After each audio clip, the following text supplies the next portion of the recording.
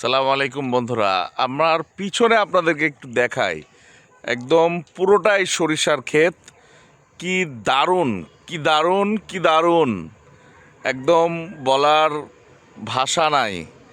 আমি গ্রামে একটা রাস্তার ধারে একটা তৈরি হচ্ছে এরকম বাসা, এই বাসায় উঠেছি, বাসার ছাদে।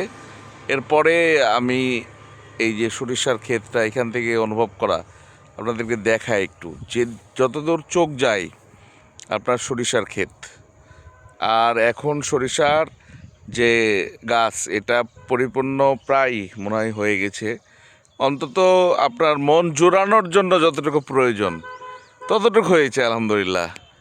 তো এটার এখানে দাঁড়িয়ে দেখার যে অনুভূতি, এটা সত্যি অসাধারণ। আপনাকে এই সরিষার সময় আপনি যেখানেই থাকেন গ্রামে আসতে হবে, কিন্তু গ্রামে এসে এই সরিষার এই যে এইটা দেখার যে অনুভূতি, সেটা আপনাকে নিতে হবে। দেখেন একটু জাস্ট এই যে মজাটা, কি যে মজা, এটা আপনাকে আমি বলে বোঝাতে পারবো না।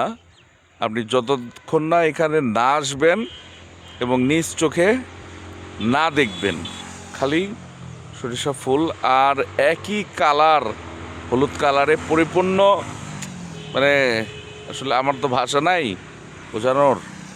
আর এখানে নিচে নামার পরে ধার থেকে ছবি তোলা, কাছে থেকে দেখা, একটু হাত দিয়ে নাড়া, এই অনুভূতিগুলা সত্যি অসম্ভব সুন্দর, সত্যি অসম্ভব সুন্দর।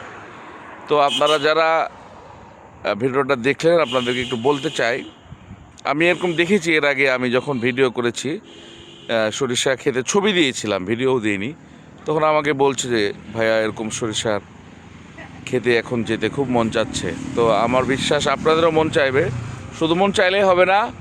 আমি এখন রাজশাহী শহর থেকে আসছি এখানে, তো রাজশাহী শহর থেকে কেউ মন চাইলে খুব সহজে এরকম সরিষা খেতে চলে আসতে পারে। তো আপনারা যারা রাজশাহী শহরে আছেন, একটু গ্রামের দিকে যাদের বাইক আছে চলে আসবেন একটু কষ্ট করে। তাছাড়াও কোনো রিক্সাওয়ালাকে বলবেন মামা একটু গ্রামের দিকে যাব, খুব সহজে নিয়ে আসতে পারবে। বিশেষ করে দারুসার দিকে যদি আপনি আসেন তাহলে পাবেন। ওদিকে শীতলাইয়ের দিকে যদি যান, দামকোড়া দিকে যদি আপনি যান তাহলে এগুলো দেখতে পাবেন। কাকনের রাস্তায় যদি চলে যান ওগুলো তো দেখতে পাবেন।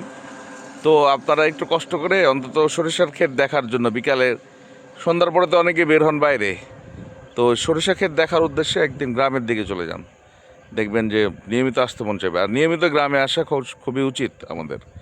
তো আপনাদেরকে ধন্যবাদ আমার ভিডিওটি দেখার জন্য। আসুন গ্রামে, উপভোগ করুন প্রকৃতি, উপভোগ করুন এই অসাধারণ পরিবেশ।